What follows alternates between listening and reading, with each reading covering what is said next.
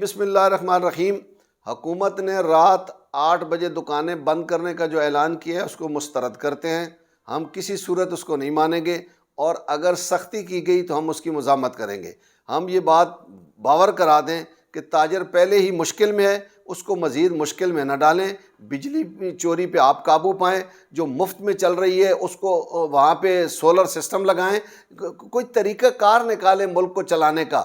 آپ کو اگر ملک آپ سے نہیں چل رہا ہے تو برائے مہربانی، آپ نے تو 8 ماہ میں ملک کا بیڑا غرق کر دیا ہے، اور تاجر برادری پہلے ہی اتنی مشکل میں ہے، آپ کر کیا رہے ہیں؟ اگر آپ سے حکومت نہیں چل رہی ہے، آپ برائے مہربانی الیکشن اناؤنس کریں اور منتخب حکومت آئے جو ہمارے کام کر سکے، جو ہمارے لیے آسانیاں پیدا کر سکے۔ ہم تو پچھلے 8 ماہ سے اتنی مشکل میں چلے گئے ہیں کہ پہلے انہوں نے رات 9 بجے دکانیں بند کرنے کا کہا تھا، کیا تھا، اس کو ہم نے اس وقت کہا، بڑا شور مچایا، لیکن زبردستی ہوتی رہی، لیکن ہم نے اس وقت بھی بات نہیں مانی تھی۔ ہم آج بھی یہ بات ماننے کے لیے تیار نہیں ہیں۔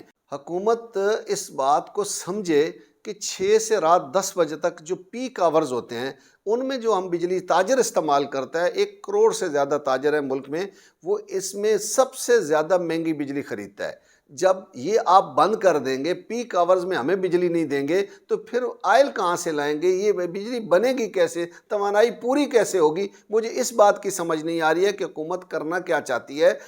وزیر اعظم صاحب نے کہا تھا کہ ہم تاجروں کے آئندہ کوئی بھی ایسا کام کرنے لگیں گے، تاجروں کے ساتھ بیٹھیں گے، ہم ان سے بات کریں گے، ان کو اعتماد میں لیں گے۔